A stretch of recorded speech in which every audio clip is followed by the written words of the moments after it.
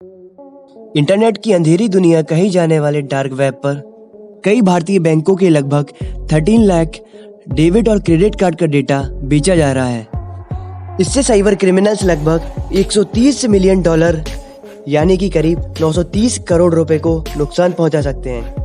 JD net के मुताबिक dark web की सबसे पुरानी कार्ड्स की दुकान जोकर स्टेज पर उपलब्ध है।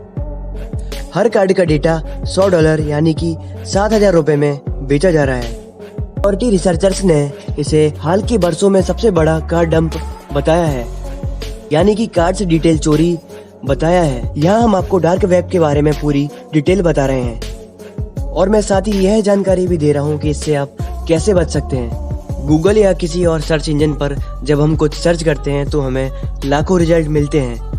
हालांकि यह पूरे इंटरनेट का केवल 4% ही हिस्सा है। जो बाकी का 96% सर्च रिजल्ट में नहीं दिखता है वह डीप वेब में आता है। इसमें कंपनियों का डेटा, रिसर्च पेपर और कई बैंक अकाउंट डिटेल्स होते हैं। डीप वेब का एक्सेस उसी इंसान को मिलता है जिससे उसका सरोकार होता है। जैसे आपके बैंक अकाउंट के डिटेल और ब्लॉग के ड्राफ्ट को केवल आप ही देख सकते हैं। यह चीजें ब्राउजर की सर्च में नहीं दिखती। कुल मिलाकर डीप वेब का एक बड़ा हिस्सा कानूनी है और इसका मकसद यूजर्स के हितों की हिफाजत करना है। और इसी का एक छोटा हिस्सा डार्क वेब है जो साइबर क्रिमिनल्स की पनाहगाह है। इसमें ड्रग्स और मानव तस्करी, स्मगलिंग और कई डेबिट और क्रेडिट कार्ड की पर्सनल डिटेल्स लीक करने जैसे बड़े बड़े गैर कानूनी काम होते हैं। डार्क वेब को किसी एक नॉर्मल ब्राउजर से एक्सेस नहीं किया जा सकता है। इसके लिए अनियन यानी कि टॉर या फिर कुछ ऐसे ही खास ब्राउजर की जरूरत पड़ती है। टॉर यानी कि ऑनियन ब्राउजर में प्याज की तरह ही लेयर्स होती हैं। इसमें यूजर का आईपी एड्रेस यानी कि इंटरनेट प्रोटोकॉल लगातार बदलता रहता है, जिससे यूजर को ट्रेस करना इम्पॉसिबल होता है।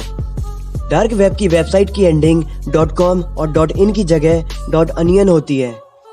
इसमें वेबसाइट होस्ट करने वाले के साथ सर्च करने वाला भी गुमनाम होता है, यानी कि एनोनिमस होता है। यहाँ पर लेनदेन भी बिटकॉइंस या फिर ऐसी ही किसी और करेंसी में होते हैं। इसमें बैंकिंग सिस्टम की कोई भूमिका नहीं होती है, इसलिए इन्हें भी ट्रैक नहीं किया जा सकता। डार्क वेब की अंधेरी दुनिया में कारोबार करने वाले इसका जमकर फायदा उठाते हैं। डार्क वेब से बचने का सबसे आसान तरीका है कि इससे दूर ही रहें। यहाँ हर वक्त तरह तरह के हैकर्स घूमते रहते हैं जो हर समय एक नए शिकार की तलाश में रहते हैं।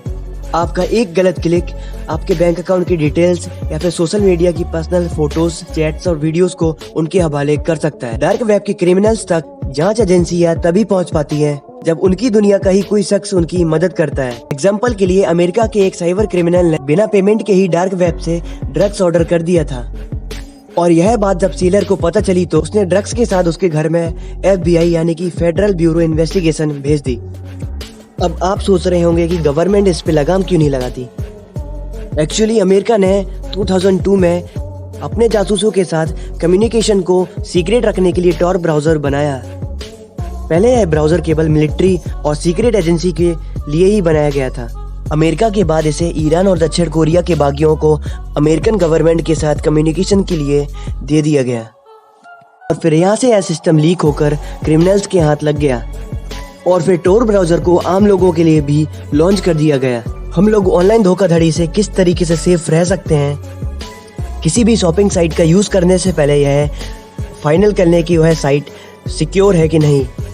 सिक्योर सॉकेट्स लेयर यानी कि SSL सर्टिफाइड साइट से ही शॉपिंग करें। सिक्योर साइट्स की URL में आपके ब्राउजर में लॉक का सिंबल होता है और वेबसाइट के लिंक में HTTPS प्रोटोकॉल है या नहीं है सुनिश्चित कर, जहां S का मतलब यहाँ सिक्योरिटी से होता है। और शॉपिंग के टाइम किसी भी वेबसाइट पर अपने कार्ड की डिटेल्स बिल्कुल भी सेव ना करें, इसलिए इसका खास ध्यान रखें। तो आज के लिए बस इतना ही। अगर आपको आज की वीडियो पसंद आई हो तो वीडियो को लाइक और हमारे इस चैनल को बेल आइकन के साथ सब्सक्राइब करना मत भूलें।